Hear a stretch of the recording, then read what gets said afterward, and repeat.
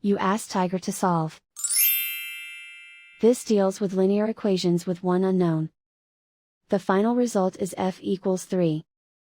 Let's solve it step by step.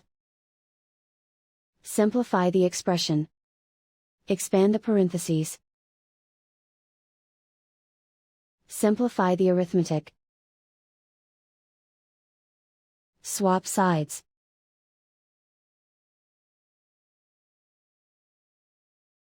Group all constants on the right side of the equation. Add 24 to both sides. Simplify the arithmetic.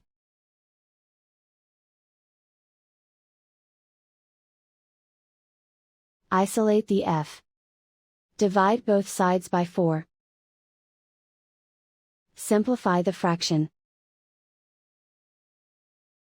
Find the greatest common factor of the numerator and denominator. Factor out and cancel the greatest common factor. And so the final result is f equals 3.